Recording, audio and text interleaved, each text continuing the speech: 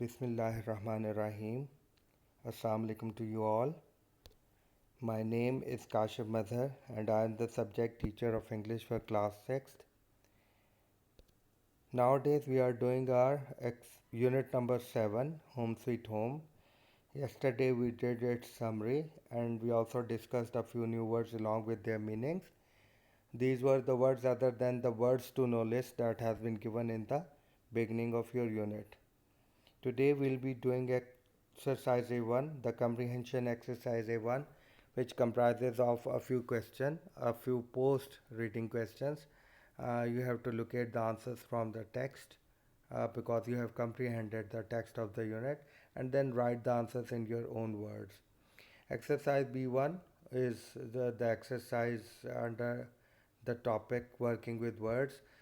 In this exercise, there are a few words and phrases, and you have been asked to make sentences of those words and phrases. The syllabus for today, after going through today's lecture, the students will be able to, आज के lecture के बाद आप तालिब इल्म इस काबिल होंगे कि answer some post reading questions after comprehension of the story home sweet home, कि आप होम स्वीट होम की कहानी पढ़ लेने के बाद कुछ सवालात के जवाब दे सकें. Make sentences of words and phrases making use of the knowledge of sentence structure learnt earlier. और फिर आप कुछ words और phrases के जुमले बना सकेंगे sentence structure के knowledge का जो आप सीख चुके हैं उसका फ़ायदा उठाते हुए.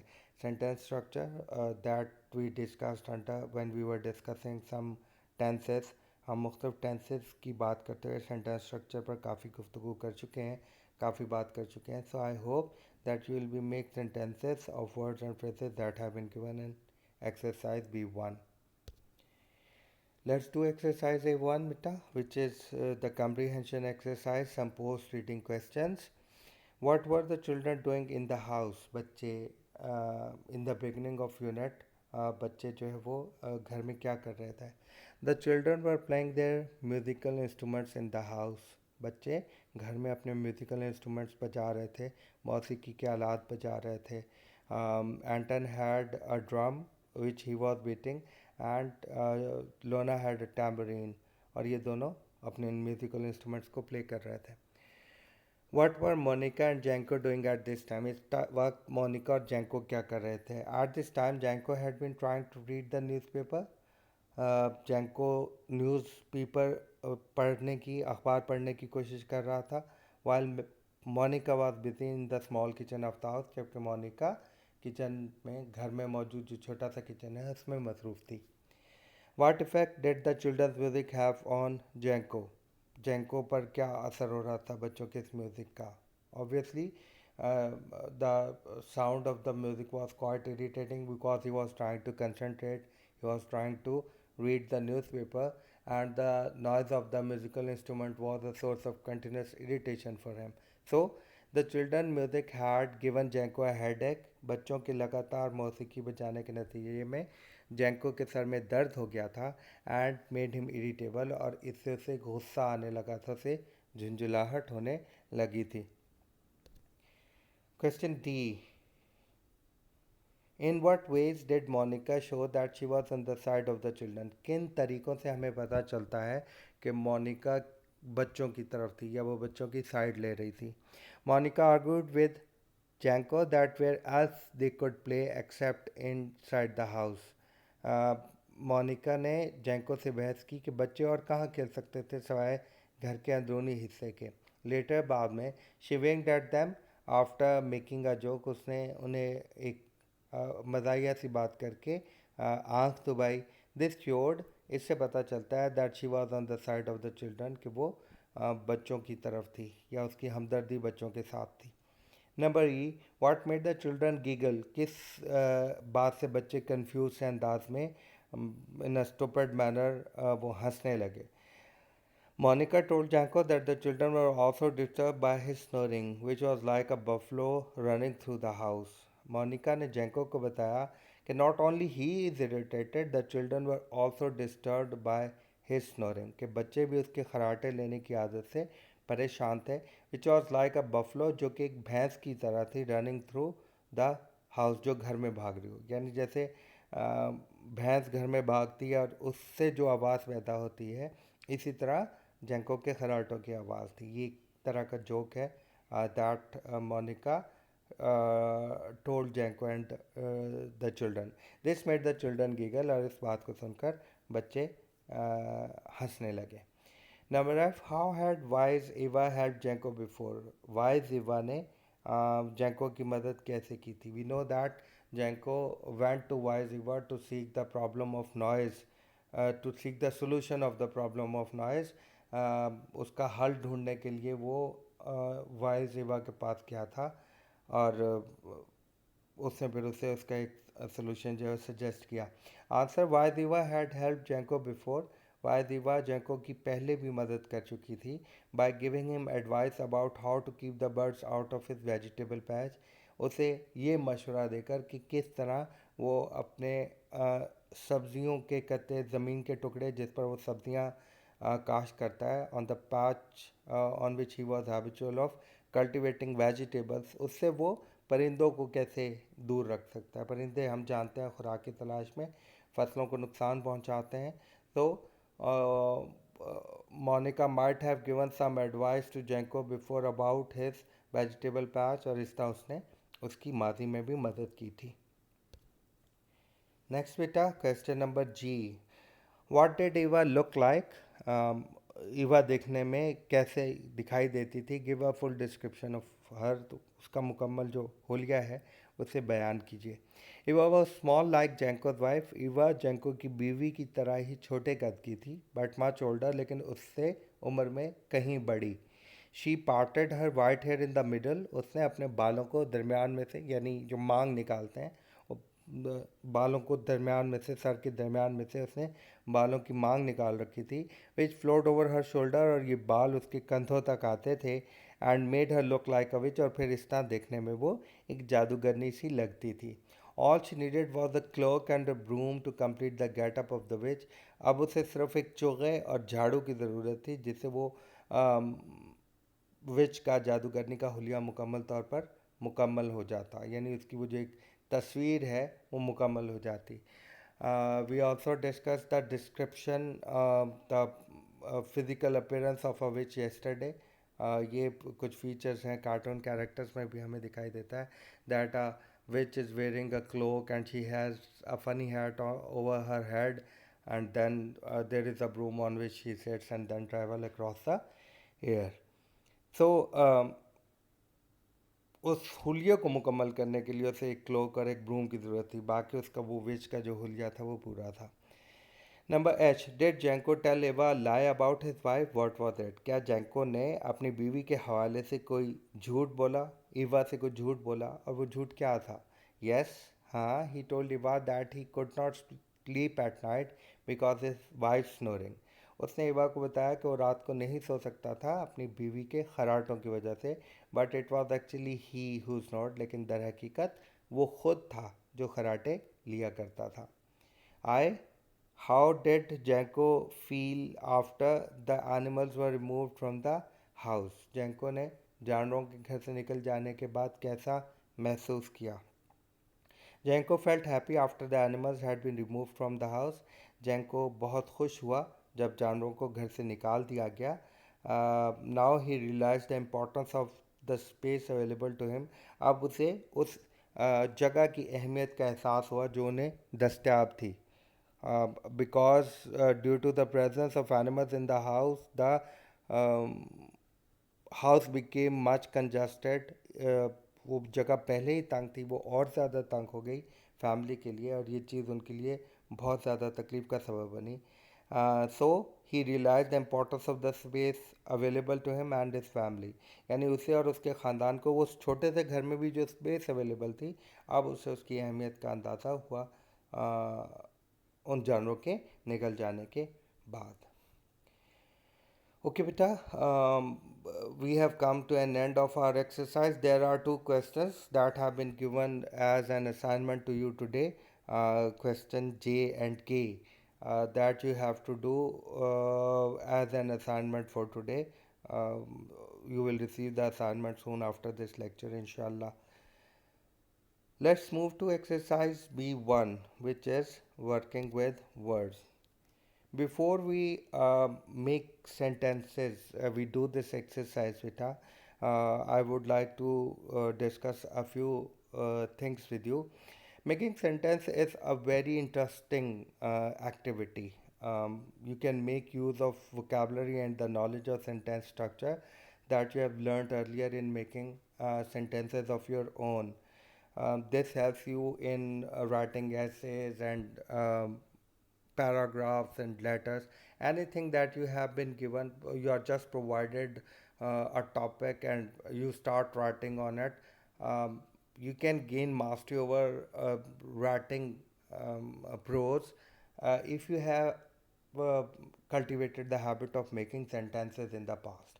अगर आप माजी में जुमले बनाने की एक्टिविटी करते रहे हैं, अगर आप पहले जुमले बनाते रहे हैं, so it will be nothing but a piece of cake for you to write on a given topic. अगर कोई लेटर आपको दिया जाता है, पैराग्राफ दिया जाता है, ऐसे दिया जाता है, तो फिर आपके लिए वो सब कुछ लिखना बहुत आसान होगा अगर आप जुमले बनाने की मश्क करते रहे हैं, ठीक है. Because of making sentences, new words are added to your vocabulary. You have a better knowledge and comprehension of sentence structure, मुख्तलिफ़ किस्म के जुमलों के लिखने का क्या तरीका होता है, डिफरेंट पार्ट्स ऑफ स्पीच की जुमले में प्लेसमेंट क्या होती है, ये सब चीज़ें सेंटेंस स्ट्रक्चर में डिस्कस होती हैं. और अगर आप सेंटेंस स्ट्रक्चर को समझकर जुमले बनाते हैं तो फिर आपके लिए कुछ भी तहरीर करना मुश्किल नहीं होता. So I would suggest that you should make small sentences in the beginning. शुरू में छोटे छोटे जुमले बनाइए एंड इम्प्रूव दैम, और फिर जो है वो बेहतर ज़रा मुश्किल वोकेबलरी के साथ ज़रा लेंथी जुमले बनाना शुरू कीजिए. And after having some mastery over vocabulary and sentence structure, जब आपकी वोकेबलरी इम्प्रूव हो जाए, ठीक है, और जब आप सेंटेंस स्ट्रक्चर पे कुछ बेहतरी हासिल कर लें, तो फिर थोड़े बड़े जुमले बनाएं. इब्तदा में आसान छोटे जुमले बनाइए so that there are less chances of making sentence structure और स्पेलिंग मिस्टेक्स, ठीक है. और फिर with the passage of time, जैसे जैसे आपकी वोकेबलरी इम्प्रूव होती है, जैसे जैसे आपका सेंटेंस स्ट्रक्चर इम्प्रूव होता है, तो start making lengthy questions in which you have some difficult vocabulary as well. और एक चीज़ हमेशा याद रखिए बेटा, make it a habit to make sentences of every new word you come across. नए वर्ड्स के लिए एक register notebook. I have always advocating this point that you need to maintain notebook or a register in which you note down every new word you come across. उसका meaning किसी अच्छी dictionary से consult करके लिखे and then make it a habit of making sentence of that word in your own words or from that dictionary.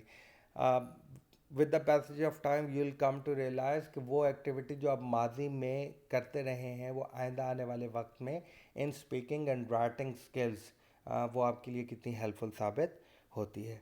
So let's discuss exercise B1 beta. Before making it the sentences of these words and phrases, I considered it appropriate to discuss the meaning. अगर आपको पहले meaning आ जाते हैं बेटा, तो ये थोड़ा सा आपके लिए आसान हो जाता है जुमला बनाना. So being obedient, having the quality of obedience, यानी किसी शख्स के अंदर ताबेदारी की, फर्मा बरदारी की खासियत खूबी पाई जाना. Number two, irritable, easily annoyed, कोई चीज़ जो आसानी से गुस्से में आए. Like a buffalo, in the way और मैनर ऑफ अ बफलो, एक भैंस के से तरीके या उसके अंदाज में, उसकी तरह. अब्रप्टली, सडनली, अचानक. एम्बल्ड, वॉक लेजरली, यानी फुर्सत से, चहलकदमी के से अंदाज में चलना. पर्टिकुलर नॉइजी, स्पेशली नॉइजी, ख़ास तौर पर शोरीदार, यानी बहुत ज़्यादा जो चीज़ जो शोर पैदा करने वाली हो.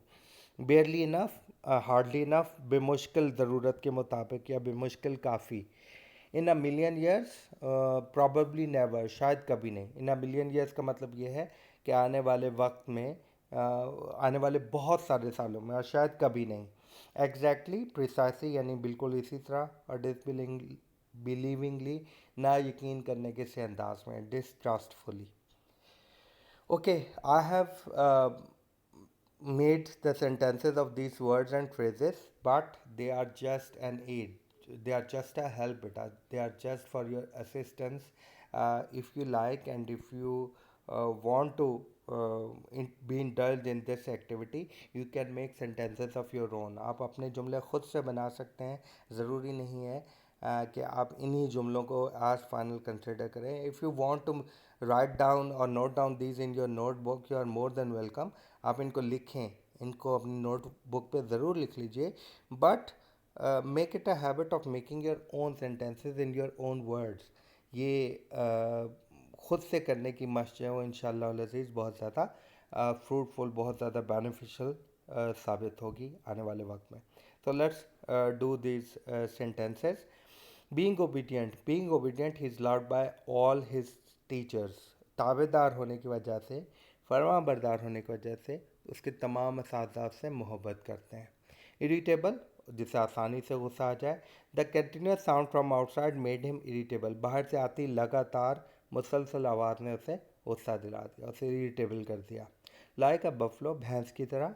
Everybody laughed as he ran like a buffalo. हर कोई हंसा क्योंकि वो भैंस के से यानी बेहंगम बेढंगे से अंदाज में भागा. अब्रप्टली, सडनली, अचानक. He stopped abruptly and search all his pocket. वो अचानक रुका और अपनी सारी जेबों को खंगाला या उनकी तलाशी ली. एम्बल्ड, वॉक लेजरली, हमने इसका मतलब पढ़ा. We ambled to a nearby park for a walk. हम एक ही ambled to a nearby park for a walk. वो करीबी पार्क में सैर के लिए चहलकदमी के से अंदाज में चल दिया. पर्टिकुलर नॉइजी, स्पेशली नॉइजी, ख़ास तौर पर शोर करने वाले. The children in Montessori section are particularly noisy. स्कूलों में मॉन्टेसरी सेक्शन में जो बच्चे होते हैं ख़ास तौर पर शोर करने वाले होते हैं. बेयरली इनफ, हार्डली इनफ यानी बेमुश्किल काफ़ी.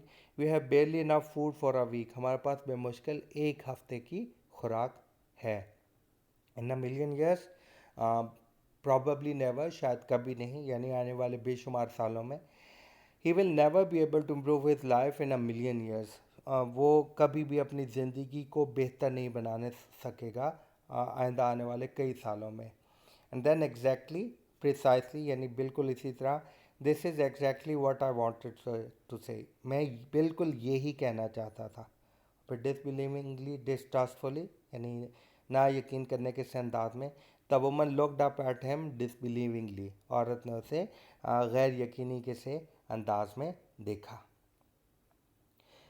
Okay beta, we did our exercise A1 and B1. We'll be doing some other exercise tomorrow inshallah, and we'll also discuss the topic of indirect object tomorrow.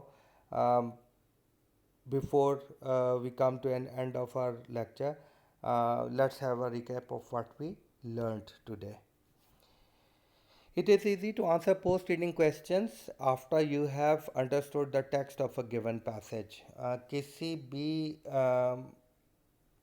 किसी भी तरह के सवालात का जवाब देना आसान होता है अगर आपने किसी दिए गए पैसेज, किसी दिए गए सबक का टेक्स्ट समझ लिया हो. यानी whatsoever has been described in that passage, if you have understood, अगर आप उसे समझ चुके हैं तो आपके लिए पोस्ट रीडिंग क्वेश्चंस का जवाब देना आसान होता है.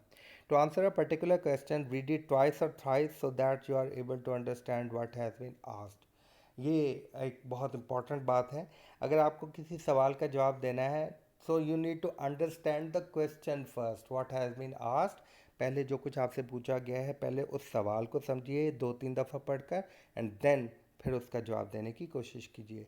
Number 3, make use of vocabulary and the knowledge of sentence structure you have learned earlier in making sentence. जुमला बनाने में अपनी वोकैबुलरी यानी अपने ज़ख़ीरा अल्फाज and knowledge of sentence structure, और जुमले की साख्त का जो इल्म है, जुमला कैसे बनता है, उसके पार्ट्स ऑफ स्पीच कैसे मुख्तलिफ जगहों पे प्लेस किए जाते हैं. व्हेन यू हैव कम्प्रीहेंसिव और a bit of knowledge of it and you have a reasonable vocabulary, so उसका इस्तेमाल कीजिए अपनी जुमले बनाने में.